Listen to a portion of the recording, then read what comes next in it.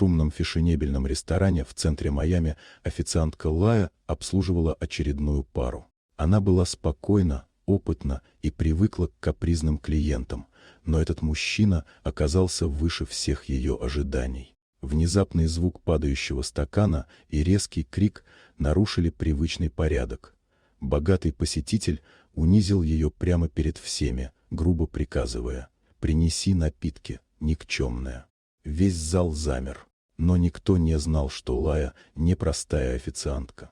Она была женой Мейсона Хейла, владельца сети ресторанов, которая насчитывала десятки заведений по всей стране. Несмотря на обиду и дрожь в руках, она не ответила на оскорбления. Вместо этого тихо удалилась на кухню, скрывая слезы и боль, но с мыслью: «Посмотрим, что произойдет, когда он узнает, кто я». Коллеги заботливо подошли к ней, интересуясь, что случилось, но Лая лишь улыбнулась и продолжила работу. Она наблюдала, как мужчина смеется над своей дерзостью, не подозревая, что власть и справедливость находятся рядом. Позднее вечером в ресторан вошел сам Мейсон Хейл, высокий, сдержанный, в строгом костюме. Никто не знал, кто он. Менеджер настороженно спросил номер бронирования, а Мейсон спокойно направился к столику, где хулиган продолжал кичиться. «На твоем месте я бы задумался», — сказал Мейсон холодным, ровным голосом. Мужчина не понял угрозы и усмехнулся. Но когда Мейсон представился владельцем ресторана, улыбка с лица посетителя исчезла. Тишина воцарилась мгновенно. «И ты только что ударил мою жену», — продолжил Мейсон.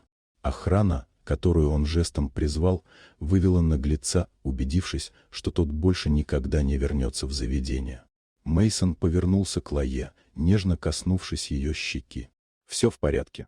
«Да», — ответила она, слегка улыбаясь. «Я просто хотела понять, может ли власть защитить порядочность. И сегодня это произошло». Сотрудники тихо аплодировали, не устраивая сцен. На следующий день видео инцидента стало вирусным, а мужчина был уволен. Лая посмотрела на экран и мягко улыбнулась. Мир еще способен на справедливость. Позже она и Мейсон сидели за пустым столиком, в тишине и мягком свете, понимая, что достоинство тихого человека часто говорит громче любой пощечины. История напоминает: унижение не должно оставаться без ответа, но сила проявляется не в криках и наказании, а в справедливости и уверенности.